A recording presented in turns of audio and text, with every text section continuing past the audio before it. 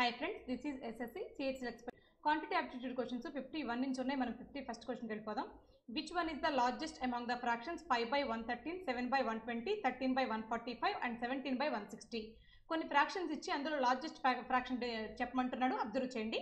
Right, అన్ని denominators లో కూడా 3 డిజిట్స్ ఉన్నాయి కాబట్టి మనం ఏం చేద్దామంటే న్యూమరేటర్ లో కూడా 2 zeros యాడ్ చేద్దాం. క్యాలిక్యులేషన్ కన్వీనియంట్ కోసం చేద్దాం. ఇప్పుడు 5/113 ఉంది, మనం దాన్ని 500/113 అని రాద్దాం. నెక్స్ట్ వచ్చేసరికి 7/120 ఉంది, దాన్ని 700/120 అని రాద్దాం.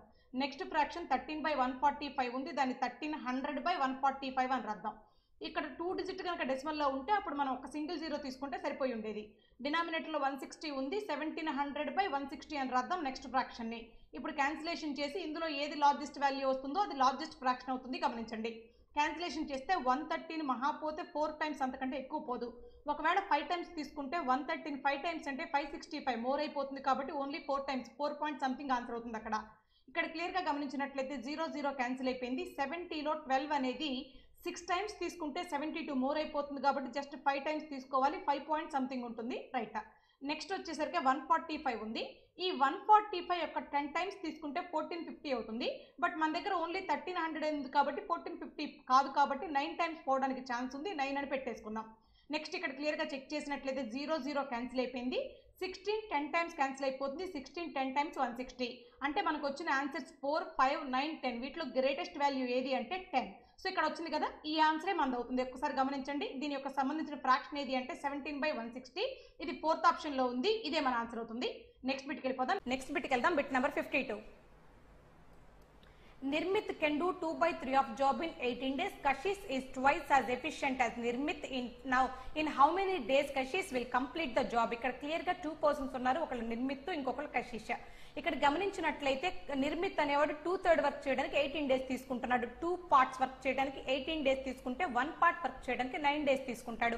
ఈ లెక్క ప్రకారం 3 parts చేయడానికి 3 9s 27 డేస్ తీసుకుంటాడు. అంటే నిర్మిత్ అనేవాడు కంప్లీట్ వర్క్ చేయడానికి 27 రోజులు తీసుకుంటున్నాడు. రైటా, మనల్ని అడిగిన క్వశ్చన్ ఏంటంటే Kashish will complete the job, ఎన్ని రోజుల్లో కషిష్ కంప్లీట్ చేస్తారని అడుగుతున్నాడు. ఇంకో పాయింట్ ఏం చెప్పాడంటే Kashish is twice as efficient as Nirmit. Nirmit కంటే ట్వైస్ ఎఫిషియన్సీ ఉంది. నిర్మిత్ కంటే ట్వైస్ ఎఫిషియన్సీ ఉంది అంటే వర్కింగ్ డేస్ లో నిర్మిత్ కంటే హాఫ్ డేస్ తీసుకుంటాడని అర్థం. సో నిర్మిత్ డేస్ 27, అందులో హాఫ్ డేస్ సరిపోతాయి అంటే 27/2 డేస్ సరిపోతాయి. 27/2 అనేది సెకండ్ ఆప్షన్ లో ఉంది, అదే మన ఆన్సర్. నెక్స్ట్ బిట్కి వెళ్దాం. Bit number 53. 40 men took a dip in pool 30 meter long and 25 meter broad. If the average water displaced by a man is 5 meter cube, then what will be the rise in level of the pool? ఇక్కడ clear గా గమనించినట్లయితే 30 metre long 25 metre broad, some metre height ఉన్న ఒక pool ఉంది, ఒక swimming pool ఉంది. అందులో 40 men మునిగారు. ఒక్కొక్కళ్ళ యొక్క వెయిట్ వాల్యూమ్ ఎంత అంటే 5 మీటర్ క్యూబ్ అని ఇచ్చాడు. అయితే వాళ్ళు మునగటం వల్ల కంపల్సరీ వాటర్ లెవెల్ అనేది రైజ్ అవుతుంది. ఎంత రైజ్ అవుతుందని అడుగుతున్నాడు. ఇక్కడ ఒక విషయం గమనించినట్లయితే వాటర్ ఎంత రైజ్ అవుతుంది అని గమనించినట్లయితే ఈ మెన్ యొక్క బరువు ఎంతైతే ఉందో, ఈ మనుషులందరి యొక్క బరువు ఎంతైతే ఉందో అంత లెవెల్ ఉన్న వాటర్ రైజ్ అవుతుంది. అంటే ఇక్కడ క్లియర్ గా గమనించాల్సింది ఈ మనుషుల యొక్క వాల్యూమ్ 40 మెంబర్స్ యొక్క వాల్యూమ్ అనేది రైజ్ అయిన వాటర్ వాల్యూమ్ కి ఈక్వల్ అవుతుంది. రైజ్ అయిన వాటర్ అనేది ఎక్కడి నుంచి రైజ్ అయింది? స్విమ్మింగ్ పూల్ నుంచి రైజ్ అయింది. అంటే స్విమ్మింగ్ పూల్ యొక్క వాల్యూము ఈ 40 మెంబర్స్ యొక్క వాల్యూము ఈక్వల్ అవ్వాలి. గమనించండి, ఈచ్ మెన్ యొక్క వాల్యూమ్ వెయిట్ యొక్క వాల్యూమ్ 5 మీటర్ క్యూబ్. అలా ఎంతమంది ఉన్నారంటే 40 మెంబర్స్ ఉన్నారు. వీళ్ళ టోటల్ వాల్యూమ్ దేనికి ఈక్వల్ అవ్వాలంటే రైజ్ అయిన వాటర్ వాల్యూమ్ కి ఈక్వల్ అవ్వాలి. రైజ్ అయిన వాటర్ అనేది ఎక్కడుంది? పూల్లో ఉంది. సో పూల్ యొక్క వాల్యూమే రైజ్ అయిన వాటర్ వాల్యూమ్ అవుతుంది.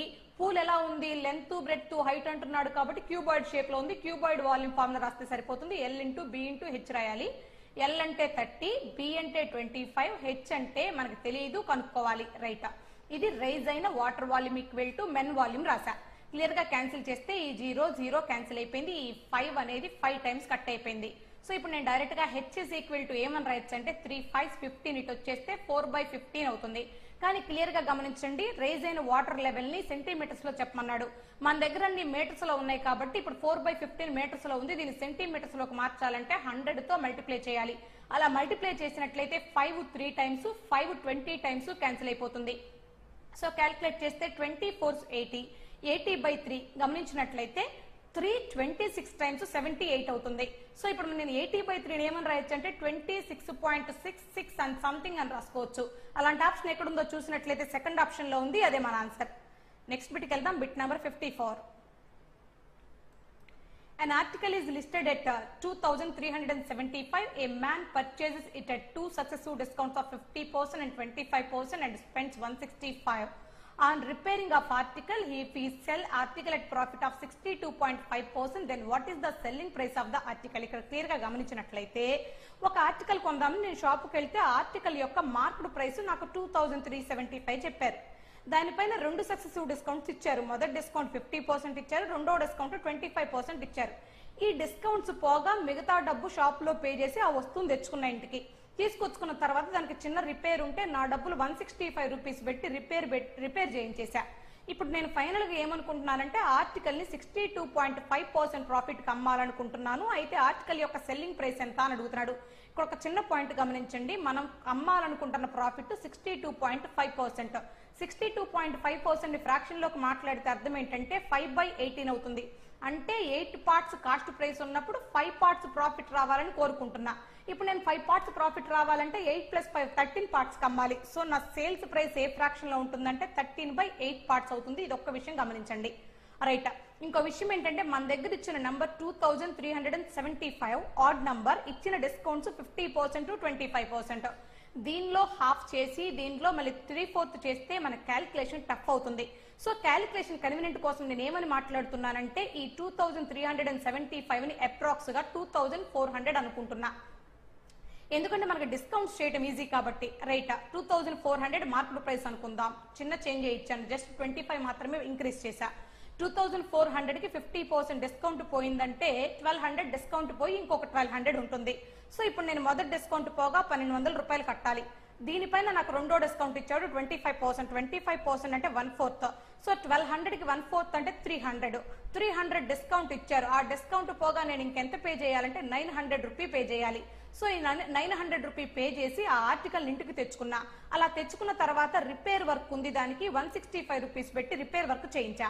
ఇక్కడ 900 కి 165 పెట్టి రిపేర్ చేయించాను అంటే మొత్తం నాకు ఆర్టికల్ యొక్క కాస్ట్ ఎంత పడిందంటే 1065 పడింది.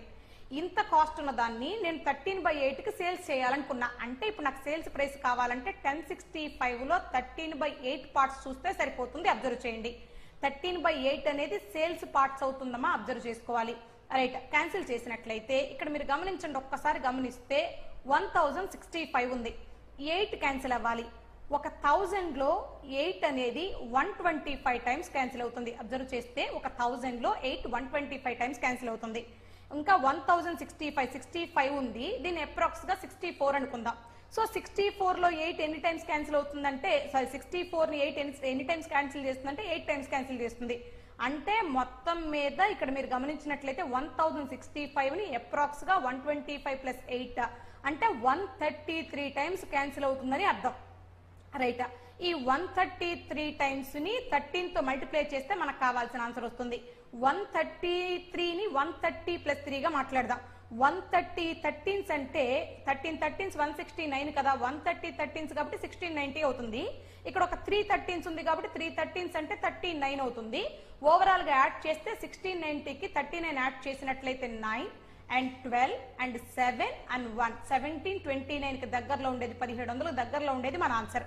ఆప్షన్ లోకి వెళ్ళి చెక్ చేస్తే అలాంటి ఆప్షన్ ఎక్కడ ఉందంటే థర్డ్ ఆప్షన్ లో ఉంది. అదే మన ఆన్సర్. నెక్స్ట్ బిట్కి వెళ్దాం. Bit number 55. లేదు డైరెక్ట్ క్యాలిక్యులేషన్ చేస్తామంటే మీకు నంబర్ ఆడ్ గా ఉంది కాబట్టి ఇబ్బంది అవుతుందని ఇలా మాట్లాడుకున్నాం. నెక్స్ట్ బిట్కి వెళ్దాం. Bit number 55. The length, breadth and height of cuboid are in the ratio 19:11:13 if the length is 30 cm more than the height. ఇక్కడ క్లియర్ గా గమనించినట్లయితే లెంత్ కి హైట్ కి డిఫరెన్స్ ఎంత ఇచ్చాడంటే 30 అని ఇచ్చాడు. లెంత్ ఎన్ని పార్ట్స్ ఉంది? 19 పార్ట్స్ ఉంది. హైట్ 13 పార్ట్స్ ఉంది. 19 కి 13 కి డిఫరెన్స్ 6 పార్ట్స్. అంటే ఇప్పుడు దీని వాల్యూ 6 పార్ట్స్. 6 పార్ట్స్ 30 అయితే 1 పార్ట్ 5 అవుతుంది. అబ్జర్వ్ చేయండి. 1 పార్ట్ 5 అయినట్లయితే 19 పార్ట్స్ 19 5s 95 అవుతుంది. అలాగే 11 పార్ట్స్ 11 5s 55 అవుతుంది. అలాగే 13 పార్ట్స్ 13 5s 65 అవుతుంది. నేను డైరెక్ట్ గా ఆ క్యూబాయిడ్ యొక్క లెంత్ ని, బ్రెడ్త్ ని, హైట్ ని ఫైండ్ అవుట్ చేశా. అసలు వాడేం ఫైండ్ అవుట్ చేయమన్నాడు? Then what is the volume of this cuboid? Volume of cuboid కనుక్కోమన్నాడు కాబట్టి L × B × H చేస్తే సరిపోతుంది. రైట్. యూనిట్స్ ప్లేస్ క్యాలిక్యులేషన్ చేస్తే ఇది 5, ఇది 5, 5 × 5 5, 5 × 5 5, ఎండ్ విత్ 5 మన ఆన్సర్. ఆప్షన్ లోకి వెళ్ళి చెక్ చేస్తే ఎండ్ విత్ 5s ఇక్కడ 2 ఉన్నాయి. ఇది ఒక ఆప్షన్, ఇది ఒక ఆప్షన్. మీరు గమనించినట్లయితే ఆ రెండు ఆప్షన్స్ మ్యాచ్ అవ్వడానికి అవకాశం ఉంది. ఇది ఆన్సర్ అయ్యే ఛాన్సే లేదు. రైట్, ఇక్కడ ఒక పాయింట్ గమనించినట్లయితే 95 is 5 multiple, 55 is 5 multiple, 5 multiple into 5 multiple 25 multiple. ఇంకా చెప్పాలంటే 65 ఆల్సో 5 multiple, 25 into 5 అంటే 125 multiple. మన ఆన్సర్ 125 multiple అవ్వాలి, లేదా కనీసం 25 multiple అవ్వాలి. 25 multiple అవ్వాలి అంటే చివరి నంబర్ యొక్క చివరి రెండు డిజిట్లు జీరోస్ కానీ 25 కానీ 50 కానీ 75 కానీ ఉండాలి. సెకండ్ ఆప్షన్ లో చెక్ చేస్తే 65 అని ఉంది. 65 అనేది 25 మల్టిపుల్ కాదు కాబట్టి ఇక ఫోర్త్ ఆప్షనే మన ఆన్సర్ అవుతుంది. చెక్ చేయండి. నెక్స్ట్ బిట్కి వెళ్దాం. Bit number 56.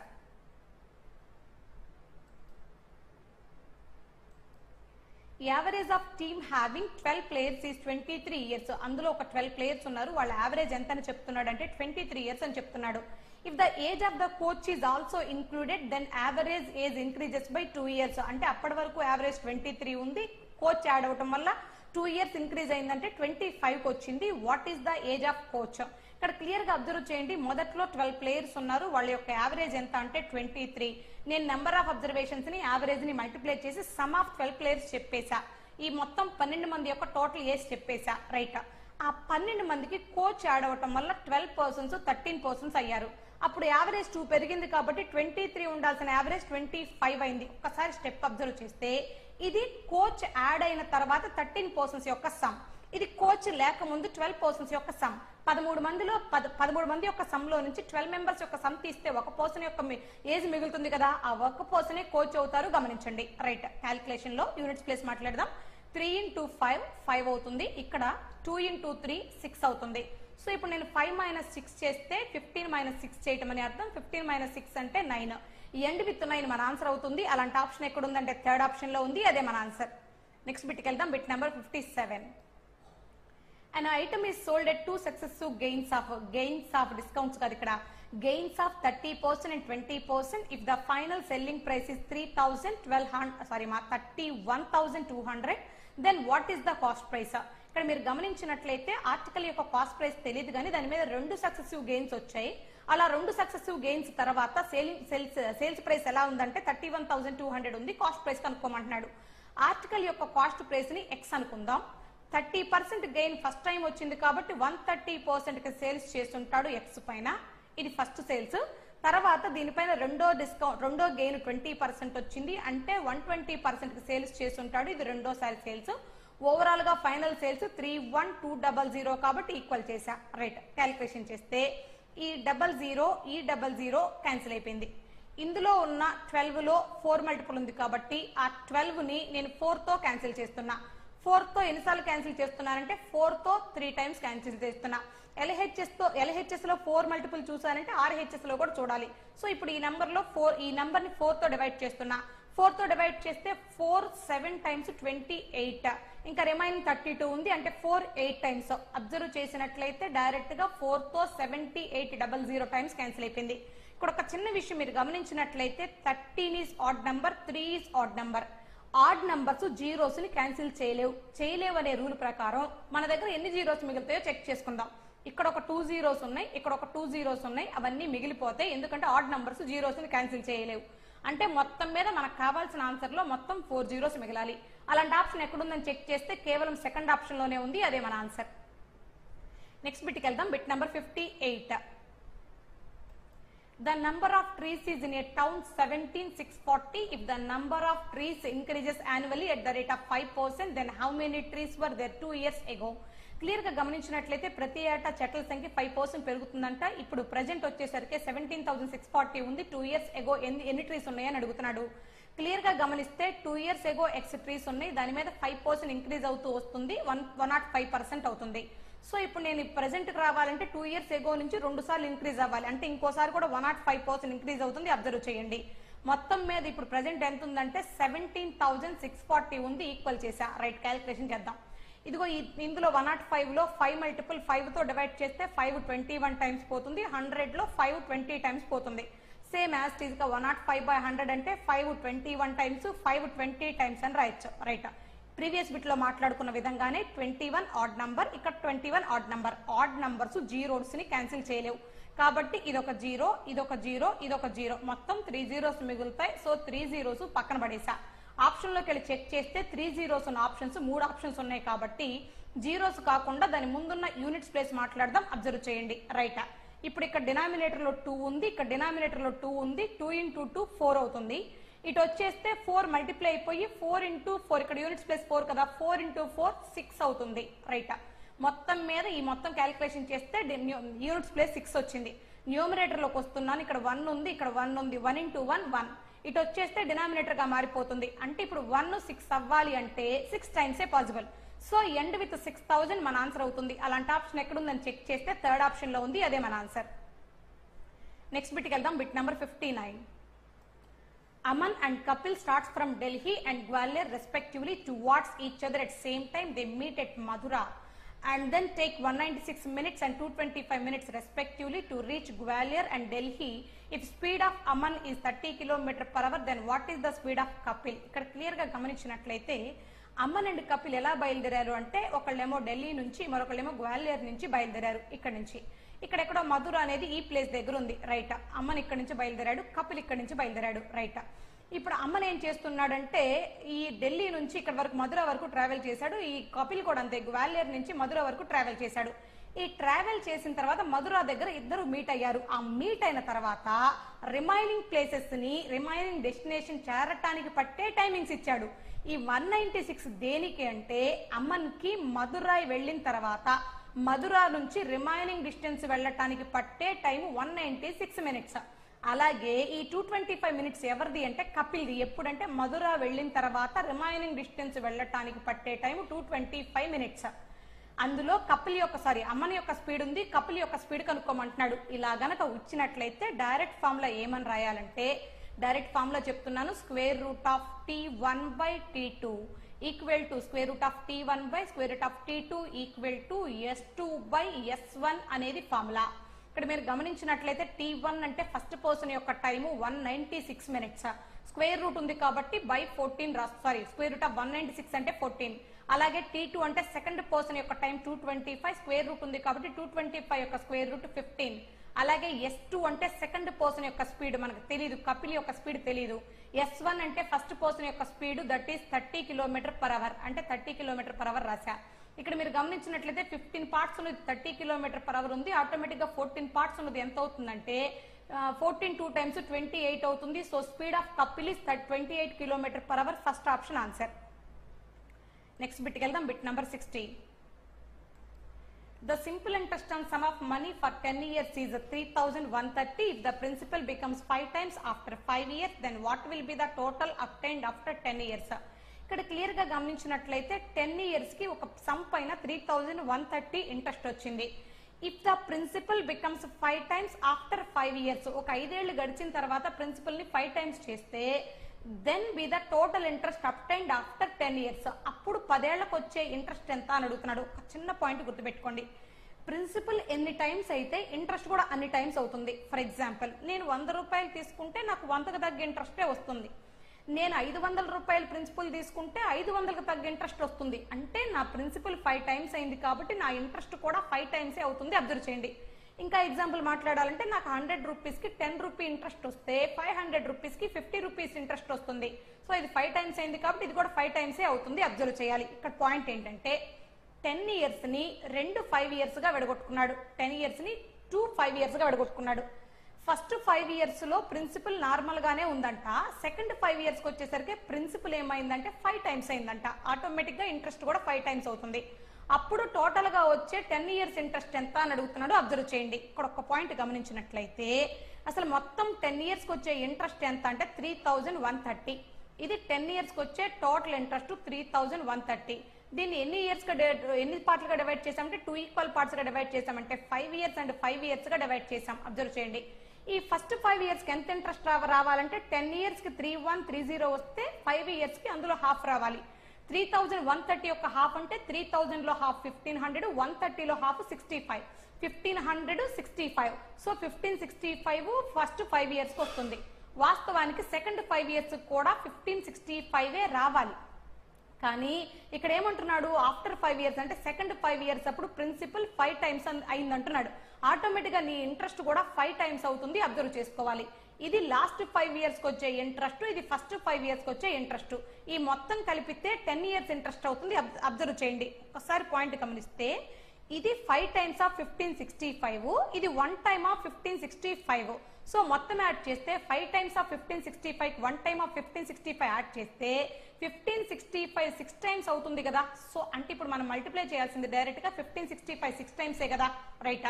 సో మల్టిప్లై చేస్తే 1500 6 టైమ్స్ అంటే 9000 అవుతుంది, 9000 అవుతుంది. అలాగే 6 60 టైమ్స్ అంటే 360 అవుతుంది. అలాగే 6 5 టైమ్స్ అంటే 30 అవుతుంది. సో యాడ్ చేసినట్లయితే ఫైనల్ గా మిగిలేది 9390 మిగులుతుంది. 9390 థర్డ్ ఆప్షన్ లో ఉంది, అదే మన ఆన్సర్. నెక్స్ట్ బిట్కి వెళ్దాం. Bit number 61. If 11 minus 13x by x plus 11 minus 13y by y plus 11 minus 13z by z equal to 5, then what is the value of 1 by x plus 1 by y plus 1 by z? ఇక్కడ clear గా మీరు observe చేసినట్లయితే ఆ equation లో నాకు కావాల్సింది 1 by x plus 1 by y plus 1 by z మాత్రమే కావాలి. అందుకని నేను ఏం చేస్తున్నానంటే ప్రతి టర్మ్ లో డినామినేటర్ ని డివైడ్ చేస్తున్నా. ఎలా చేస్తున్నానంటే అబ్జర్వ్ చేస్తే 11 by x minus 13x by x అని రాస్తున్నా దాన్ని. ఇలాగే సెకండ్ దాన్ని కూడా similarly 11 by y minus 13y by y అని రాస్తున్నా. ప్లస్ దీన్ని ఎలా రాద్దామంటే సేమ్ అలాగే 11 by z minus 13z by z అని రాస్తున్నా. ఈ మొత్తం రిజల్ట్ ఫైనల్ గా ఏమన్నాడంటే ఈక్వల్ టు 5 అన్నాడు. అలాగే రాసేద్దాం. ఇక్కడ క్లియర్ గా చూస్తే ఎక్స్ ఎక్స్ క్యాన్సిల్, అలాగే y y cancel, z z cancel. ఇక్కడ మీ దగ్గర కాన్స్టెంట్ టర్మ్స్ -13, ఇది ఒక -13, ఇది ఒక -13, ఇది ఒక -13, మొత్తం మీద 3 -13 మిగిలాయి. అంటే 3 -13 అంటే -39. ఆ -39 అదర్ సైడ్ వెళ్తే +39 అవుతుంది, రైట్. ఈ 5 కి యాడ్ అవుతుంది, +39 5 కి యాడ్ అయితే 5 + 39 అంటే 44 అవుతుంది, రైట్. ఇక్కడ ఏం మిగిలిందంటే మనకి 11 by x మిగిలిన ఏంటంటే 11 by x plus 11 by y plus 11 by z మిగిలింది. వీటన్నిటిలో 11 కామన్ గా ఉంది కాబట్టి 11 కామన్ తీసి ఇటు తీసుకొచ్చేస్తే డివైడెడ్ బై అవుతుంది. అంటే క్లియర్ గా 44 లో 11 4 టైమ్స్ క్యాన్సిల్ అయిపోతుంది. ఫైనల్ స్టెప్ ఏమని మాట్లాడొచ్చు అంటే 1 by x plus 1 by y plus 1 by z equal to 4 అని మాట్లాడొచ్చు. సో మనల్ని కనుక్కోమంది కూడా అదే 4 ఆన్సర్ అవుతుంది. ఆప్షన్ 4 లో ఉంది, అదే మన ఆన్సర్. నెక్స్ట్ బిట్కి వెళ్దాం. Bit number 62. If 2x plus 9 by x is equal to 9, then what is the minimum value of x square plus 1 by x square? Minimum value maximum value అంటే automatic గా quadratic equation లోకి వెళ్ళిపోవాల్సిందే. మనకి ఇచ్చిన equation ని quadratic equation లోకి మార్చుదాం. Cross multiply చేసి x into 2x 2x square అవుతుంది plus 9, ఈ బై ఎక్స్ ఇటు వెళ్ళిపోయి ఇంటూ 9x అయిపోతుంది. సారీ 9 తో మల్టిప్లై అయ్యి 9x అవుతుంది. ఆ ప్లస్ 9x ఇటు వచ్చేసి -9x అవుతుంది ఈక్వల్ టు 0. క్లియర్ గా అబ్జర్వ్ చేసినట్లయితే ఇది క్వాడ్రాటిక్ ఈక్వేషన్ లోకి వచ్చేసింది. ఎలా వచ్చిందంటే 2x square -9x plus 9 equal to 0 రూపంలోకి వచ్చేసింది. క్వాడ్రాటిక్ ఈక్వేషన్ ని సాల్వ్ చేసేటప్పుడు x సాల్వ్ చేద్దాం. ముందు సాల్వ్ చేసేటప్పుడు x స్క్వేర్ యొక్క కోఎఫిషియంట్ ని కాన్స్టెంట్ ని తీసుకుంటాం. So x square coefficient to constant is 9, 2 into 9 18. ఇప్పుడు మనం ఈ 18 ఏం చేద్దామంటే 2 నంబర్ల ప్రొడక్ట్ గా చేద్దాం. ఆ 2 నంబర్ల యొక్క సమ్ ఎంత అవ్వాలంటే x యొక్క కోఎఫిషియంట్ -9 అవ్వాలి. అందుకోసం ఏం చేస్తున్నానంటే 18 ని 6 3s గా మల్టిప్లై చేస్తున్నా. 6 + 3 9 అవుతుంది, బట్ నాకు -9 కావాలి. అందుకని ఏం చేస్తున్నానంటే -6 ఇంటూ -3 అని తీసుకుంటున్నా. ఎస్, -6 ఇంటూ -3 80 + 18 -6 -3 -9 అయిపోయింది, సరిపోయింది. తర్వాత ఏం చేయాలంటే x స్క్వేర్ కోఎఫిషియంట్ తో డివైడ్ చేయాలంటే 2 తో డివైడ్ చేయాలి. అలా డివైడ్ చేసిన తర్వాత ఇప్పుడు డైరెక్ట్ గా x వాల్యూస్ తెచ్చుకోవాలంటే ఆపోజిట్ సింబల్స్ తెచ్చుకోవాలి. మన దగ్గర -6/2 ఉంది అంటే -3. -3 మన x is equal to +3 గా మారిపోతుంది. ఆర్ -3/2 ఉంది, మన దగ్గరకు వచ్చేసరికి +3/2 అవుతుంది. 3/2 +3/2 అవుతుంది, గమనించాలి. x is equal to 3 or 3/2.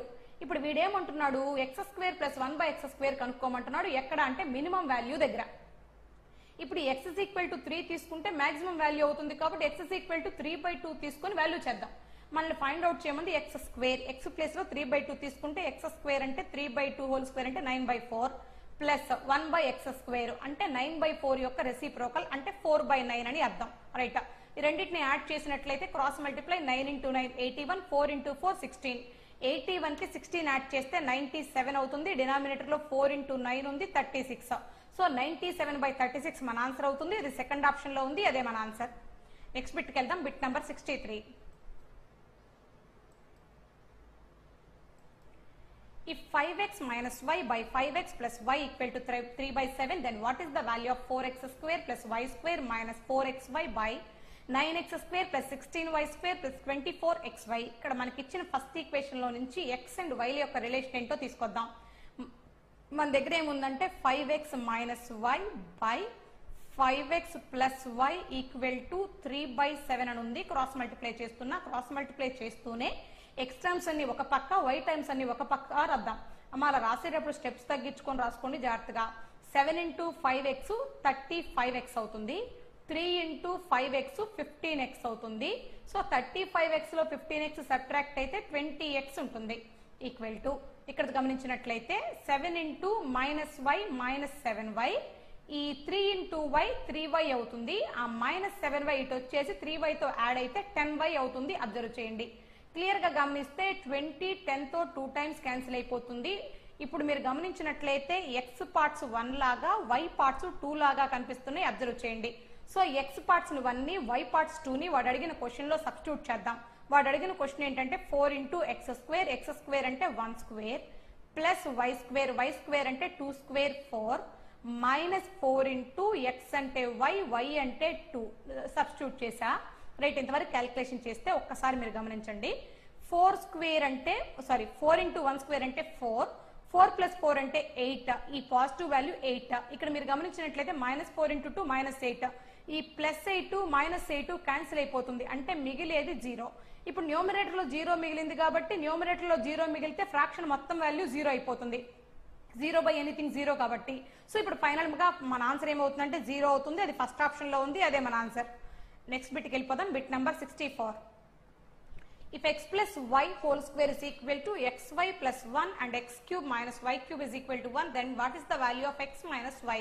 ఇక్కడ క్లియర్ గా గమనించినట్లయితే x plus y whole square is equal to xy plus 1 అంటున్నాడు.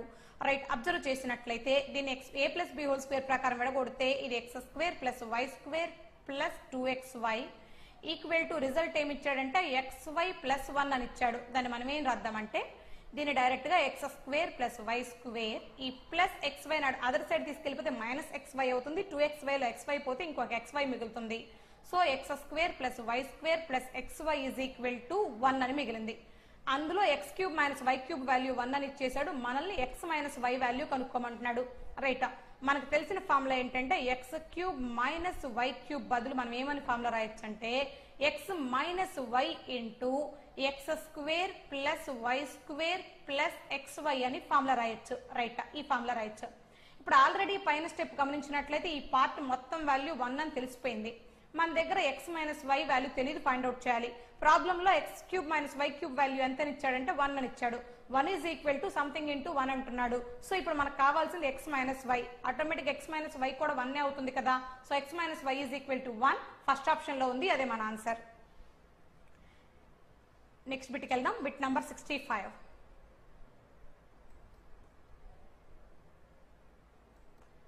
In the given figure, PQRS is a square and SRT is an equilateral triangle. What is the value of angle SOR? Clear గా figure గమనించినట్లయితే PQSR అనేది square అంటున్నాడు. Square అంటే all sides equal గా ఉంటాయి. And STR అనేది equilateral triangle అంటున్నాడు. మీకు డయాగ్రామ్ చిన్నదిగా కనిపిస్తూ ఉండొచ్చు మేబీ, అందుకే పెద్ద డయాగ్రామ్ తీసుకుందాం. రైట్, ఇది స్క్వేర్ అనుకుందాం. అందులో ఒక ఈక్విలేటరల్ ట్రయాంగిల్ ఇచ్చాడు అండ్ ఒక డయాగ్నల్ కూడా ఇచ్చాడు. ఆ డయాగ్నల్ నేము SQ. ఇప్పుడు ఈ పాయింట్ P అంటున్నాడు, ఈ పాయింట్ Q అంటున్నాడు, ఈ పాయింట్ S అంటున్నాడు, ఈ పాయింట్ R అంటున్నాడు. అండ్ డయాగ్నల్ తీసుకున్నాడు. డయాగ్నల్ ఎలా తీసుకున్నాడంటే ఇక్కడ నుంచి ఇక్కడికి ఇలా తీసుకున్నాడు. రైట్, ఈ పాయింట్ డయాగ్నల్ అవుతుంది. ఈ SQ అనేది డయాగ్నల్, అబ్జర్వ్ చేయండి. రైట్, ఇంకో పాయింట్ ఏమంటున్నాడంటే ఈ S నుంచి బేస్ చేసుకొని STR అనే ఒక ఈక్విలేటరల్ ట్రయాంగిల్ డ్రా చేశాడు. STR ఇవి రెండు మీట్ అయ్యే పాయింట్ దగ్గర O అనే పాయింట్ ఇచ్చాడు. రైట్, మనల్ని ఫైండ్ అవుట్ చేయమంటుంది SOR ట్రయాంగిల్ లో O దగ్గర ఉండే యాంగిల్ ఫైండ్ అవుట్ చేయమంటున్నాడు. క్లియర్ గా అబ్జర్వ్ చేయాల్సిన విషయం ఏంటంటే SQ అనేది డయాగ్నల్. స్క్వేర్ లో ఈచ్ అండ్ ఎవ్రీ యాంగిల్ 90 ఉంటుంది. డయాగ్నల్ ఏం చేస్తుందంటే 90ని బైసెక్ట్ చేస్తూ వెళ్ళిపోతుంది. అంటే 45 అండ్ 45 గా విడగొట్టేస్తుంది. అంటే మీరు గమనించినట్లయితే ఇప్పుడు ఇక్కడ ఉండే యాంగిల్ ఎంత అవుతుందంటే 45 అవుతుంది. ఇటు పక్క ఉండే యాంగిల్ ఎంత అంటే 45 అవుతుంది. మనకు అది అక్కర్లేదు, మనకు కావాల్సింది SOR గురించి కాబట్టి ఇది 45. R అంటే ఈక్విలేటరల్ ట్రయాంగిల్ లో ఉండే ఒక యాంగిల్. ఈక్విలేటరల్ ట్రయాంగిల్ లో ఎవ్రీ యాంగిల్ 60 ఉంటుంది కదా. సో R దగ్గర 60. మొత్తం ఎస్ఓఆర్ ట్రయాంగిల్ గమనించినట్లయితే మొత్తం సమ్ ఆఫ్ యాంగిల్స్ 180 ఉండాలి. ఒక యాంగిల్ 45 ఉంది, ఒక యాంగిల్ 60 ఉంది. 45 ప్లస్ 60 105. సో 105 పోతే ఇంకా రిమైనింగ్ ఓ దగ్గర ఎంత ఉంటుంది? 75 ఉంటుంది. మనల్ని కనుక్కోమంది కూడా ఓ దగ్గరే 75 ఫోర్త్ ఆప్షన్ లో ఉంది. అదే మన ఆన్సర్. నెక్స్ట్ బిట్కి వెళ్దాం. Bit number 66. ABCD is a parallelogram in which AB 7 cm, BC 9 cm and AC 8 cm. What is the length of other diagonal? parallelogram లో 2 adjacent sides ఇచ్చాడు. AB BC ఇచ్చాడు and diagonal ఒకటి ఇచ్చాడు. Other diagonal కనుక్కోమంటున్నాడు. Direct గా parallelogram లో ఉండే formula ఏంటంటే 2 into AB square plus BC square. Direct rule అమ్మా. AB square plus BC square is equal to AC square, other diagonal BD. So BD square అని రాసి వాల్యూ సబ్స్టిట్యూట్ చేస్తే సరిపోతుంది. 2 into AB అంటే 7, AB స్క్వేర్ అంటే 49 plus BC అంటే 9, BC square అంటే 81 equal to AC square అంటే 64 ఈక్వల్ టు BD స్క్వేర్ తెలీదు, ఫైండ్ అవుట్ చేయాలి. అబ్జర్వ్ చేస్తే 49 కి 81 యాడ్ అయితే ఇక్కడ 49 ఒక 50 ప్లస్ 80 130 ఇంటూ 260. ఈ 260లో ప్లస్ 64 ఇటు వచ్చేసి మైనస్ 64 గా మారిపోతే ఫైనల్ గా మిగిలేది BD స్క్వేర్ అంటే 260 మైనస్ 64 అంటే 196 మిగులుతుంది. 196 యొక్క స్క్వేర్ రూట్ ఎంత అవుతుంది అన్నట్లయితే 14 అవుతుంది. So length of BD other diagonal యొక్క లెంత్ 14 ఫస్ట్ ఆప్షన్ లో ఉంది. అదే మన ఆన్సర్. నెక్స్ట్ బిట్కి వెళ్దాం. Bit number 67. How many diagonals are in there octagon? Octagon లో ఉండే నెంబర్ ఆఫ్ డయాగ్నల్స్ కనుక్కోమంటున్నాడు. ఏ పాలిగన్ లో అయినా నెంబర్ ఆఫ్ డయాగ్నల్స్ కనుక్కోవడానికి వాడే formula n into n minus 3/2 polygon లో నెంబర్ ఆఫ్ డయాగ్నల్స్ కనుక్కోవడానికి వాడే ఫార్ములా. ఇక్కడ n అంటే నెంబర్ ఆఫ్ సైడ్స్, మనకు ఆక్టాగన్ ఇచ్చాడు కాబట్టి 8 సైడ్స్ ఉంటాయి. సో 8 into 8 minus 3 అంటే 5/2 చేస్తే సరిపోతుంది. 2 4 టైమ్స్ క్యాన్సిల్ అయిపోతుంది. 4 into 5 20. సో ఆక్టాగన్ లో ఉండే number of diagonals 20. Third option answer. Next బిట్కి వెళ్దాం. Bit number 68. ఈ బిట్ చాలా ఇంపార్టెంట్. ఒక్కసారి బిట్ చూద్దాం. A square is inscribed in a quarter circle in such a way that 2 of its adjacent vertices on the radius are equidistant from the center. Other 2 vertices lie on the circumference. If the side of square is √5/2 cm, then what is the radius of the circle? Clear గా bit చదివినప్పుడు ఒక meaning అర్థం కాకపోవచ్చు. అందుకని దీనికి ఏం చేద్దామంటే diagram తోనే మాట్లాడుకుంటే సరిపోతుంది. అబ్జర్వ్ చేద్దాం. రైట్. ముందు ఏమంటున్నాడంటే ఒక క్వార్టర్ సర్కిల్ లో స్క్వేర్ ని ఇన్స్క్రైబ్ చేయమంటున్నాడు. ముందు సర్కిల్ తీసుకుంటాం, దానికి ఒక క్వార్టర్ సర్కిల్ మాట్లాడదాం. రైట్. ఒక్కసారి డయాగ్రామ్ చూడండి. డయాగ్రామ్ రీయడానికి టైం పడుతుంది, పర్వాలేదు, తీసుకుందాం. ఇందులో మనకి క్వార్టర్ సర్కిల్ కావాలి. అసలు క్వార్టర్ సర్కిల్ కావాలంటే ముందు ఆ సర్కిల్ ని 4 పార్ట్స్ గా డివైడ్ చేయాలి. ఇది సెంటర్ ఆఫ్ సర్కిల్ అనుకుందాం, ఇది డయామీటర్ ఆఫ్ సర్కిల్ అనుకుందాం, అలాగే ఇది కూడా డయామీటర్ ఆఫ్ సర్కిల్ అనుకుందాం. రైట్. ఇందులో ఏమంటున్నాడంటే ఒక క్వార్టర్ సర్కిల్లో ఒక స్క్వేర్ తీసుకోమంటున్నాడు. ఇంకో పాయింట్ ఏం చెప్తున్నాడంటే సెంటర్ నుంచి ఈక్వి డిస్టెన్స్ లో ఉండేటట్టు పాయింట్స్ తీసుకోమంటున్నాడు. ఫర్ ఎగ్జాంపుల్ నేను ఇప్పుడు ఎక్కడైతే గుర్తుపెట్టున్నాను ఈ పాయింట్, అలాగే సెంటర్ నుంచి ఈ పాయింట్ రెండు కూడా ఈక్వి డిస్టెన్స్ లో ఉంటాయి. ఫర్ ఎగ్జాంపుల్ ఈ సెంటర్ కి O అనే నేమ్ ఇద్దాం, ఈ పాయింట్ కి A అనే నేమ్ ఇద్దాం, ఈ పాయింట్ కి B అనే నేమ్ ఇద్దాం. అంటే OA ఈక్వల్ టు OB ఉండేటట్టు తీసుకోమంటున్నాడు. ఇంకోటి స్క్వేర్ ని ఇన్స్క్రైబ్ చేయాలి కాబట్టి ఇలా ఇన్స్క్రైబ్ చేస్తున్నా. ఈ పాయింట్ మీరు గమనించినట్లయితే ఈ నాలుగిటిని కలిపితే స్క్వేర్ ఫామ్ వస్తుంది. అబ్జర్వ్ చేసుకోండి. రైట్. ఈ నాలుగిటిని యాడ్ చేసా, పేర్లు కూడా పెట్టేస్తున్నా. ఈ పాయింట్ ను C అందాం, ఈ పాయింట్ ను D అందాం. రైట్. మీరు ఇక్కడ అబ్జర్వ్ చేసినట్లయితే ఇంకో పాయింట్ ఇంకో కలర్ తీసుకొని సెలెక్ట్ చేస్తాం. ఇక్కడ అబ్జర్వ్ చేసినట్లయితే ఏడీని లెంత్ డయాగ్నల్ అనొచ్చు, స్క్వేర్ యొక్క డయాగ్నల్ అనొచ్చు. అలాగే ఇంకొక పాయింట్ అబ్జర్వ్ చేసినట్లయితే ఓడీని రేడియస్ ఆఫ్ సర్కిల్ అని మాట్లాడొచ్చు. అబ్జర్వ్ చేయండి, రేడియస్ ఆఫ్ సర్కిల్ అని మాట్లాడొచ్చు ఓడీని. ఇక్కడ గమనించండి, ఓ నుంచి డీకి డ్రా చేస్తున్న లైన్, దీన్ని రేడియస్ ఆఫ్ సర్కిల్ అని మాట్లాడొచ్చు. మీకు అర్థం కావడం కోసం పక్కన నేమ్స్ తో సహా మెన్షన్ చేస్తున్నాను, అబ్జర్వ్ చేసుకోండి. రైట్. అసలు మనకి లెక్కలో ఇచ్చిన పాయింట్ ఏంటంటే, ప్రాబ్లంలో ఇచ్చిన పాయింట్ ఇక్కడ స్క్వేర్ యొక్క సైడ్ స్క్వేర్ రూట్ ఆఫ్ 5/2 అని ఇచ్చాడు. మీరు గమనించినట్లయితే డయాగ్రామ్ లో అబ్జర్వ్ చేసినట్లయితే ABCD అనే ఒక స్క్వేర్ లో సైడ్ ఎంత ఇచ్చాడు అన్నట్లయితే √5/2. అంటే ఇక్కడ మనకు కావాల్సింది ఏంటంటే AB ఆల్ సైడ్స్ ఈక్వల్ గా ఉంటాయి కాబట్టి లెంత్ ఆఫ్ AB ఎంత ఇచ్చాడంటే √5/√2 అని ఇచ్చాడు. అబ్జర్వ్ చేయండి. ABని ఎందుకు తీసుకున్నానంటే ఏదో ఒక సైడ్ తీసుకోవాలి కాబట్టి AB తీసుకున్నా. రైట్. అలాగే తీసుకున్నా. ఇప్పుడు AD అంటే డయాగ్నల్ ఆఫ్ స్క్వేర్ అవుతుంది. డయాగ్నల్ ఆఫ్ స్క్వేర్ కి సైడ్ కి √2 టైమ్స్ ఉంటుంది కదా. అంటే ఇప్పుడు AD యొక్క లెంత్ కావాలంటే ఈ సైడ్ ని √2 టైమ్స్ చేస్తే సరిపోతుంది. √5/√2 ని √2 టైమ్స్ చేస్తే √5 మిగులుతుంది. సో ఇప్పుడు డయాగ్నల్ లెంత్ ఏమో √5, సైడ్ ఏమో √5/√2 అవుతుంది. మీరు ఇంకొక విషయం గమనించినట్లయితే ఒక పాయింట్ చెప్పాడు మనకి, ఓఏ ఓబీలు రెండు ఈక్వల్ డిస్టెన్స్ లో ఉంటాయి అంటున్నాడు. అంటే ఇప్పుడు నేను మాట్లాడుతున్న మీతో ఏ ట్రయాంగిల్ గురించి అంటే ఓఏబి ట్రయాంగిల్ గురించి మాట్లాడుతున్నా. అదేంటంటే right angle triangle. ఓఏబి right angle triangle లో మీరు గమనించినట్లయితే OA² + OB² = AB² అనే రిలేషన్ వస్తుంది. డైరెక్ట్ గా రాస్తున్నా, అర్థం కావడం కోసం పాయింట్ రాస్తున్నా. OA² + OB² = AB² అవుతుంది. అబ్జర్వ్ చేయండి, AB అంటే స్క్వేర్ యొక్క సైడ్. మన దగ్గర OA లెంత్ లేదు కాబట్టి దాన్ని ఏదో A అనుకుందాం. ఇక్కడ మీరు ఆటోమేటిక్గా అది A అనుకుంటే ఇది కూడా A అవుతుంది. ఇప్పుడు OA² అంటే A², OB² అంటే A², A² + A² అంటే 2A². 2A² = AB². ABని స్క్వేర్ చేస్తే √5/√2ని స్క్వేర్ చేస్తే 5/2 వస్తుంది. ఈ /2 ఇటు వచ్చేస్తే ఇక్కడ ఇంటూ 2 ఇటు వచ్చేస్తే /2 అవుతుంది. ఫైనల్ గా మిగిలేది 5/4 మిగులుతుంది. అబ్జర్వ్ చేయండి. రైట్, A² ఫైనల్ గా 5/4 మిగిలింది. మనకు కావాల్సిన ట్రయాంగిల్ ఏంటంటే, అసలు మనకు కావాల్సింది ఏంటి అంటే ఈ ఓడి యొక్క లెంత్ కావాలి. ఇప్పుడు ఏం చేద్దామంటే దానికోసం మనం OAD ట్రయాంగిల్ తీసుకుందాం. OAD ట్రయాంగిల్ కూడా రైట్ యాంగిల్ ట్రయాంగిలే. దాంట్లో మనం ఏం చేద్దామంటే OAD ట్రయాంగిల్లో OD అనేది హైపోటెనస్ అవుతుంది. సో ఇప్పుడు నేను ఏమని రాయాలి అన్నట్లయితే OA² + AD² = OD² అని రాయాలి. రైట్, మీకు అర్థం కావడం కోసం రాస్తున్నా క్లియర్ గా. OA² అంటే A² అని, A² ఆల్రెడీ ఫైండ్ అవుట్ చేసాం 5/4 అని, ప్లస్ AD² అంటే diagonal of square. Diagonal of square √5. √5 యొక్క స్క్వేర్ ఎంత అవుతుంది అంటే 5 అవుతుంది. This is equal to OD². 5/4 కి 5 యాడ్ చేస్తే 4 5 20, 20 + 5 25, 25/4. ఇది OD² 25/4.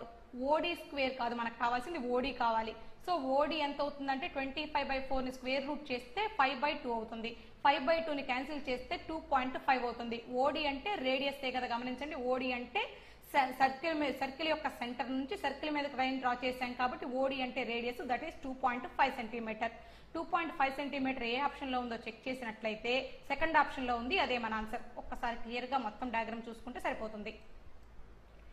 మీరు వీడియో చూసేటప్పుడు కూడా వినేటప్పుడు ఫస్ట్ ఈ పార్ట్ వరకు స్క్రీన్ షాట్ తీసుకొని మళ్ళీ క్లియర్ గా అబ్జర్వ్ చేసుకోండి. నెక్స్ట్ బిట్కి వెళ్దాం. Bit number 69.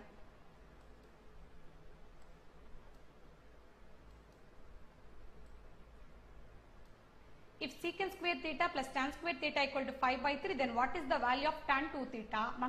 మనం ఈ బిట్స్ అన్నిటికీ కూడా యాంగిల్ అజంప్షన్ చేస్తాం కాబట్టి let theta = 30 అనుకొని వెరిఫికేషన్ చేద్దాం. కుదిరితే ఓకే, లేకపోతే 60 అనుకుంటాం. ఇప్పుడు మనకు కావాల్సింది సీకెంట్ స్క్వేర్ థీటా కావాలి. సీకెంట్ 30 అంటే 2/√3 అవుతుంది. 2/√3 హోల్ స్క్వేర్, సీకెంట్ స్క్వేర్ కదా, 2/√3 హోల్ స్క్వేర్ అంటే ఏమవుతుందంటే 4/3 అవుతుంది. అబ్జర్వ్ చేయండి. ప్లస్ tan 30 అంటే 1/√3, tan స్క్వేర్ ఉంది కాబట్టి 1/√3 హోల్ స్క్వేర్ అంటే 1/3 అవుతుంది. 4/3 + 1/3 5/3 అవుతుంది. లెక్కలో ఇచ్చింది కూడా 5/3నే కాబట్టి మనం అనుకున్న థీటా = 30 కరెక్టే. మనల్ని కనుక్కోమంది tan 2 theta కనుక్కోమన్నాడు. థీటా అంటే 30, tan 2 theta అంటే tan 60 కనుక్కోమన్నాడు. tan 60 అంటే √3 అవుతుంది. √3 అనేది సెకండ్ ఆప్షన్ లో ఉంది. అదే మన ఆన్సర్ అవుతుంది. నెక్స్ట్ బిట్కి వెళ్దాం. Bit number 70. A tower is broken at a point P above the ground. The top of the tower makes an angle 60 degree with the ground at Q. From another point R on the opposite side of Q, angle of elevation of point P is the 30 degree. If QR = 180 meter, then what is the total height of the tower is? ఇక్కడ clear గా గమనించినట్లయితే ఈ బిట్ను కూడా మనం diagram రూపంలో మార్చుకొని మాట్లాడుకుందాం. ఇక్కడ క్లియర్ గా ఏమంటున్నాడంటే ఒక టవరు బ్రేకప్ అయిపోయి కిందకు వాలిపోయిందంట. అబ్జర్వ్ చేయండి. నేను ముందు డయాగ్రామ్ గీస్తే మీకు అర్థమైపోతుంది. ఈ పాయింట్ చూడండి మా. ఇప్పుడు ఈ డయాగ్రామ్ ఏం చేద్దామంటే ఆడిచ్చిన ఫామ్ లోకి మార్చుకుందాం. ఇందులో వచ్చేసరికి ఏంటంటే ఇది హైట్ గా తీసుకుందాం. ఇది ఫస్ట్ టవర్. అసలు గమనించండి, బిట్ని జాగ్రత్తగా గమనిస్తే ఇది టవర్. ఈ టవర్ యొక్క హైట్ మనకు తెలియదు.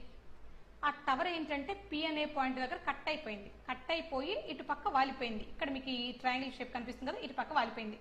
అప్పుడు ఈ పాయింట్ దగ్గర యాంగిల్ ఆఫ్ ఎలివేషన్ ఏర్పడింది. ఎంత ఏర్పడింది అంటే 60 డిగ్రీ. అలా కాకుండా దాని ఆపోజిట్ సైడ్ కి ఫస్ట్ ఇలా వాలిపోయినప్పుడు దాన్ని ఏమన్నాడంటే Q అంటున్నాడు. Q వైపుకు వాలిపోతే 60 డిగ్రీ యాంగిల్ ఆఫ్ ఎలివేషన్ ఏర్పడుతుంది. అలా కాకుండా ఈ పక్కకు వాలిపోయినట్లయితే అంటే ఈ పాయింట్ దగ్గరికి యాంగిల్ ఆఫ్ ఎలివేషన్ R అనే పాయింట్ పెడుతున్నాడు. దానికి యాంగిల్ ఆఫ్ ఎలివేషన్ చూస్తే 30 డిగ్రీగా కనిపించింది. అండ్ ఇంకో పాయింట్ ఏం చెప్పాడంటే QR యొక్క టోటల్ లెంత్ ఎంత అని చెప్పాడంటే 180 మీటర్ అంటున్నాడు. ఇప్పుడు మనల్ని ఏం కనుక్కోమంటున్నాడు అంటే టోటల్ గా ఫైనల్ గా కనుక్కోమంటుంది what is the total height of tower కనుక్కోమంటున్నాడు. హైట్ ఆఫ్ టవర్ కనుక్కోవడం అంటే ఇక్కడ మీరు ఒక పాయింట్ గమనించండి, ఈ పాయింట్ దగ్గర నుంచి ఈ పి పాయింట్ వరకు ఎప్పుడు ఇది బ్రేకప్ అయిపోయిన తర్వాత ఆ టవర్ అనేది విరిగిపోయిన తర్వాత పార్ట్ మనకు కావాల్సిన టోటల్ హైట్ కావాలి, అంటే బిఫోర్ బ్రోకెన్ కావాలి. సో ఇప్పుడు మనం కావాల్సింది ఏంటంటే ఈ పార్ట్ కనుక్కొని అండ్ ఈ పార్ట్ యొక్క లెంత్ కానీ, అబ్జర్వ్ చేయండి, ఈ పార్ట్ యొక్క లెంత్ కానీ ఆ పార్ట్ యొక్క లెంత్ కానీ ఏదో ఒకటి యాడ్ చేయాలి. సో ఇప్పుడు మనం కనుక్కోవాల్సింది క్లియర్ గా ఇక్కడ ఓ అనే నేమ్ మెన్షన్ చేస్తే ఓపి యొక్క లెంత్ ని పీక్యూ యొక్క లెంత్ ని కనుక్కొని రెండింటిని యాడ్ చేస్తే అప్పుడు టవర్ యొక్క లెంత్ వస్తుంది. అబ్జర్వ్ చేయండి. రైట్, మనం ఏమని మాట్లాడదామంటే ఈ పార్ట్ ని డి అని మాట్లాడదాం. ఈ పార్ట్ ఏమవుతుందంటే 180 మైనస్ డి అవుతుంది. అబ్జర్వ్ చేయండి. ఈ టవర్ యొక్క హైట్ మనకు తెలియదు కాబట్టి హెచ్ అందాం. రైట్, ఇంక స్టార్ట్ చేసినట్లయితే రైట్ యాంగిల్ ట్రయాంగిల్ ఆర్ఓపిలో రైట్ యాంగిల్ ట్రయాంగిల్ లో 30 ఉంది. 30 యొక్క ఆపోజిట్ సైడ్ హెచ్, అలాగే ఎడ్జసెంట్ సైడ్ ఏమో డి. tan 30 తీసుకుందాం. tan 30 అంటే 1/√3 అవుతుంది. 1/√3 ఈక్వల్ టు ఏమని రాయొచ్చు అంటే హెచ్ బై డి అని రాయొచ్చు. క్లియర్ గా ఇప్పుడు దీని నుంచి మనం డి ఈజ్ ఈక్వల్ టు ఏమని మాట్లాడొచ్చు అంటే h√3 అని మాట్లాడొచ్చు. అంటే డి ఉన్న ప్రతి చోట h√3 అని మాట్లాడొచ్చు. నెక్స్ట్ tan 60 తీసుకున్నట్లయితే tan 60 అంటే √3 అవుతుంది. సో tan 60 కి ఆపోజిట్ సైడ్ ఏమో హెచ్ అవుతుంది, అలాగే ఎడ్జసెంట్ పార్ట్ ఏమో 180 మైనస్ డి అవుతుంది. కానీ ఇందాక డి అంటే h√3 మాట్లాడొచ్చు అనుకున్నాం కాబట్టి h√3 రాశా. సో ఇప్పుడు క్రాస్ మల్టిప్లై చేసినట్లయితే మిగిలేది ఏంటంటే 180√3 మైనస్ h√3 ఇంటూ √3 3h అవుతుంది. ఆ మైనస్ 3h అదర్ సైడ్ వెళ్ళిపోతే ప్లస్ 3h అవుతుంది, ఈ h తో యాడ్ అవుతుంది. అంటే ఫైనల్ గా 180√3 ఈజ్ ఈక్వల్ టు 4h అని రాయొచ్చు. రైట్, ఇక్కడ ఈ 4 తో 180ని డివైడ్ చేస్తే 45 టైమ్స్ కట్ అయిపోతుంది. So height of tower OP length 45√3. మనకి ఓపీ లెంత్ తో పాటు ఈ హెచ్ తో పాటు ఓపీ లెంత్ తో పాటు మనకి పీక్యూ లెంత్ కూడా కావాలనుకున్నాం కదా. అంటే ఇప్పుడు మీరు గమనించినట్లయితే పిఓక్యూ ట్రయాంగిల్ లో హైపోటెనస్ కావాలి. అందుకోసం ఏం చేద్దాం, మన దగ్గర 60 డిగ్రీకి ఆపోజిట్ గా ఉంది, ఆపోజిట్ సైడ్ హెచ్ ఉంది కదా, అందుకని మనం ఏం చేద్దామంటే sin 60 తీసుకుందాం. sin 60 అంటే √3/2 అవుతుంది. √3/2 ఈజ్ ఈక్వల్ టు ఏమంటున్నాడు అంటే ఆపోజిట్ సైడ్ బై హైపోటెనస్ రావాలి. ఆపోజిట్ సైడ్ అంటే ఇప్పుడే మనం కనుక్కున్నాం 45√3, హెచ్ వాల్యూ కనుక్కున్నాం కదా, బై హైపోటెనస్ అంటే లెంత్ ఆఫ్ పీక్యూ కావాలి. రైట్, ఇక్కడ √3 క్యాన్సిల్ అయిపోయింది. క్లియర్ క్రాస్ మల్టిప్లై చేస్తే పీక్యూ ఈజ్ ఈక్వల్ టు 90 అవుతుంది. ఇప్పుడు మనకు కావాల్సింది H plus PO length plus PQ length కావాలి. పిఓ లెంత్ 45√3 ఉంది, పీక్యూ లెంత్ 90 ఉంది. టోటల్ గా బిఫోర్ బ్రోకెన్ టవర్ యొక్క హైట్ ఎంత. సో ఈ రెండిట్లో నుంచి 45 కనుక కామన్ తీస్తే మిగిలేది √3 + 2 మిగులుతుంది. సో మన ఆన్సర్ ఫైనల్ గా 45√3 + 2 అవుతుంది. ఆప్షన్ లోకి వెళ్ళి వెరిఫికేషన్ చేసినట్లయితే 45√3 + 2 ఫోర్త్ ఆప్షన్ లో ఉంది, అదే మన ఆన్సర్ అవుతుంది. క్లియర్ గా అబ్జర్వ్ చేయండి. రైట్, దీన్ని కూడా అంతేనా, మా బిట్ అయిపోయిన తర్వాత ఒక్కసారి స్క్రీన్ షాట్ తీసుకొని మళ్ళీ ఒక్కసారి ప్రాక్టీస్ చేసుకోండి. నెక్స్ట్ బిట్కి వెళ్దాం. Bit number 71. ఇవాళ పేపరు ఆగి నిదానంగా నేర్చుకోవాల్సిన పేపరు, ఏం పర్వాలేదు, టైం పట్టినా పర్వాలేదు, నేర్చుకోండి, చక్కగా నేర్చుకోండి. If sin θ + sin πθ = sin 3θ and 0 less than θ less than π/2, then what is the value of θ in degrees? θ value find out చేయమంటున్నాడు. ఆప్షన్స్ లో θ వాల్యూ ఉంది కాబట్టి మనం ఎటు యాంగిల్ ఎగ్జామ్షన్ కాబట్టి ఆప్షన్ వెరిఫికేషన్ చేస్తే సరిపోతుంది.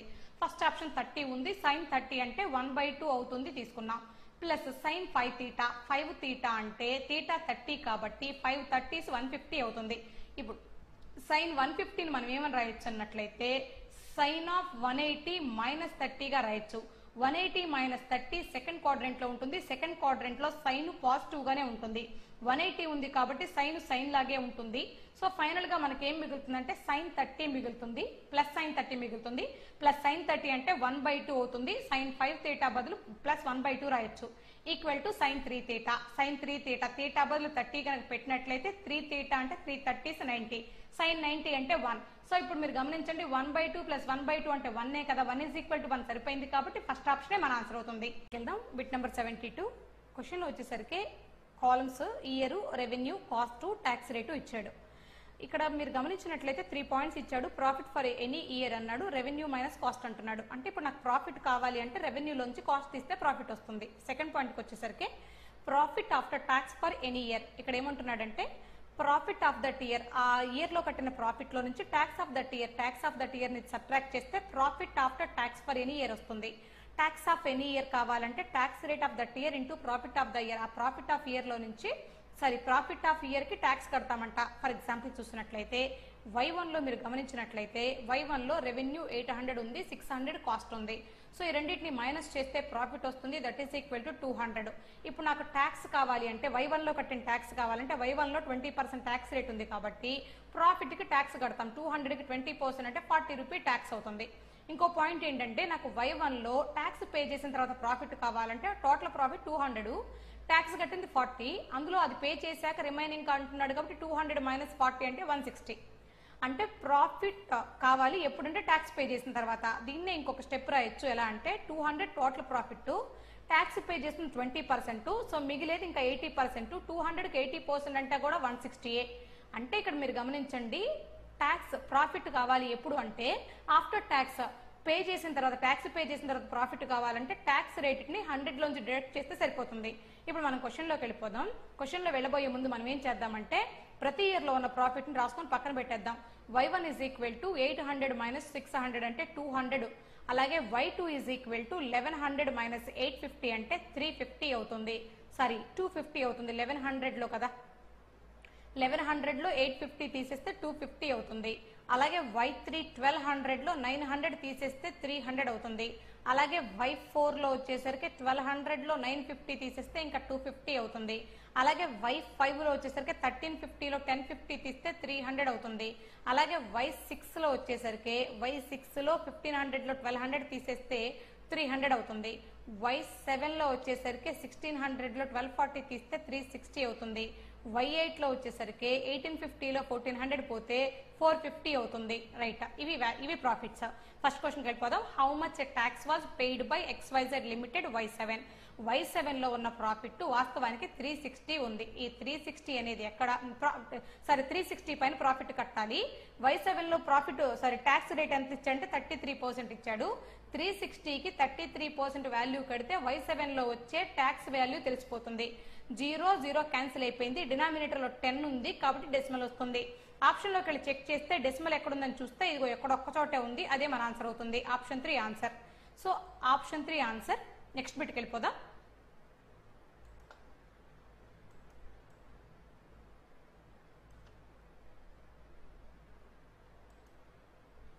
Right, next bit number 73.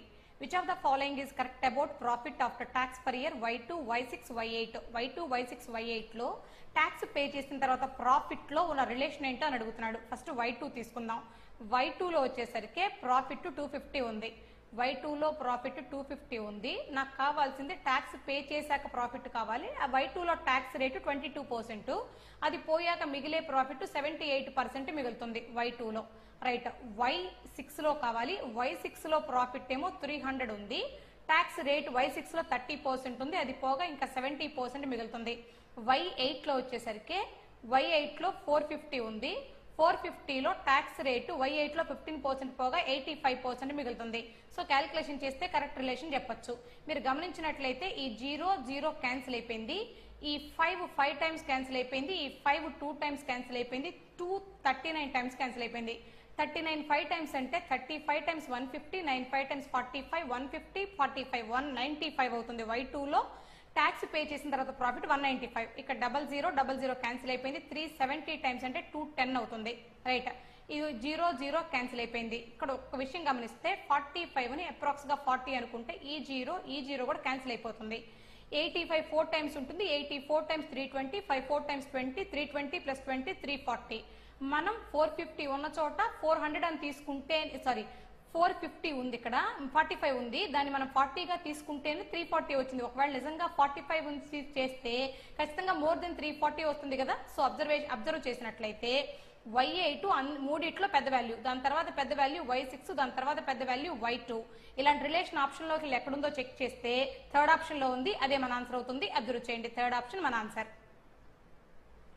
Right, next bit లోకి వెళ్దాం.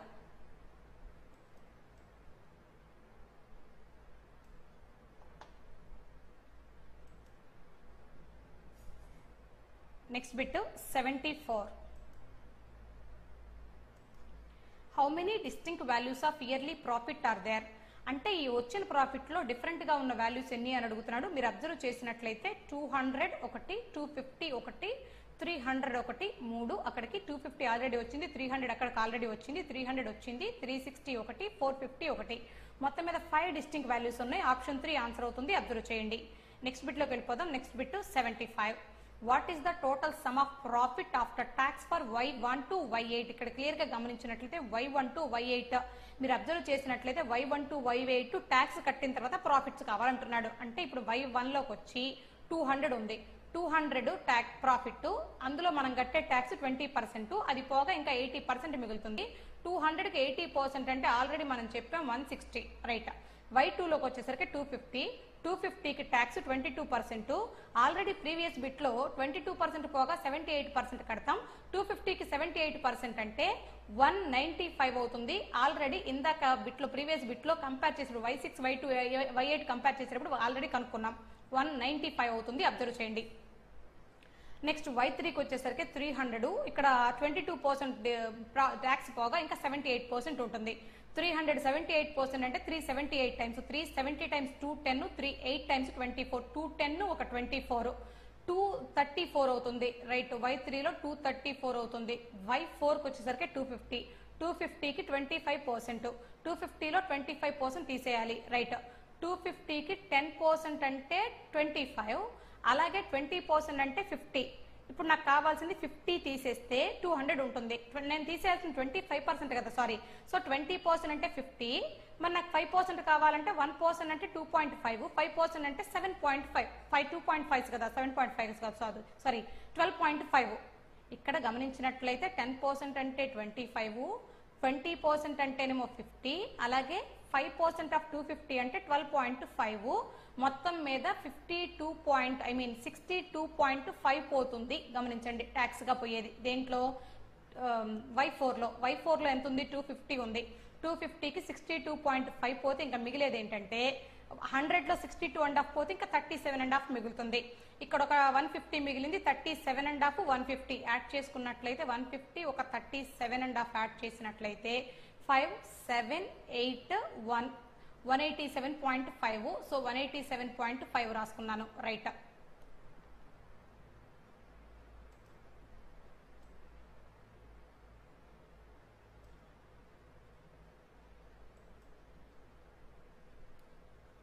నెక్స్ట్ వచ్చేసరికి Y4 అయిపోయింది. Y5లో 300 ఉంది. Y5లో 300 ఎంత పర్సెంట్ ఇస్తున్నారు, 30%, అది పోగా ఇంకా 210 పే చేస్తే సరిపోతుంది, రైట్. Y6లో 300 ఉంది, 300కి మరలా 30% అంటే మరలా 210 ఉంటుంది, రైట్. నెక్స్ట్ Y7 360లో 33% పోవాలి. ఆల్రెడీ ఫస్ట్ బిట్ లో 360లో 33% అంటే 118.8 అనుకున్నాం. అంటే ఇప్పుడు 360లో 118.8 పోగా మిగిలేది మనకు కావాల్సింది అవుతుంది. సో ఇది 0.2, ఇది 9 - 8 అంటే 1 అవుతుంది. ఇక్కడ 5 - 1 అంటే 4 అవుతుంది. 2 - 1 అంటే 1 అవుతుంది. అంటే ఇక్కడ మనం ట్యాక్స్ కట్టగా మిగిలేది 141.2 మిగులుతుంది. అలాగే ఇంక Y7 తర్వాత Y8 ఉంది. Y8లో 450కి 15% పోవాలి. సో 450 యొక్క 10% అంటే 45 అవుతుంది, రైట్. 45 తీసుకున్న 10%, అదే 5% అంటే హాఫ్ ఆఫ్ 45 అంటే 22.5 అని అర్థం. సో ఈ మొత్తం కలిపినట్లయితే 67.5. ఇందాకట్లాగానే 100లో 67.5 తీసేస్తే ఇంకా 32.5 మిగులుతుంది. ఈ 32.5 దేనికి మిగులుతుంది అంటే 350కి మిగులుతుంది. సో 350 కనుక యాడ్ చేసినట్లయితే ఫైనల్ గా మిగిలే 382.5. సో ఇది యాడ్ చేస్తే 382.5. ఈ మొత్తాన్ని యాడ్ చేస్తే మనకు కావాల్సిన టోటల్ రిజల్ట్స్ వస్తుంది. కానీ ఇంత చేయాలంటే మీకు టైం పడుతుంది కాబట్టి ఈ బిట్ను వదిలేసుకోవటమే, రైట్. మీకు తెలియాలంటే మాత్రమే చెప్తున్నా. యాడ్ చేస్తే 0.5 అంటే 1 అక్కడికి, ఇక్కడ మిగిలింది 0.2, 1 క్యారీ ఫార్వర్డ్ అయింది, ఇంకా 0.2 ఉంది చివరిలో, రైట్. ఇక్కడ అబ్జర్వ్ చేస్తే 5 + 4 9, 9 + 7 16, యూనిట్స్ ప్లేస్ మాట్లాడుతున్నా. 6 + 1 7, 7 + 2 9, 9 + 1 10, అంటే ఈ ప్లస్ 0 అంటే మన ఆన్సర్ ఎండ్ విత్ 0.2 అవ్వాలి. అలాంటి ఆప్షన్ ఎక్కడుందని చెక్ చేస్తే థర్డ్ ఆప్షన్ లో ఉంది, అదే మన ఆన్సర్ అవుతుంది. Thank you friends.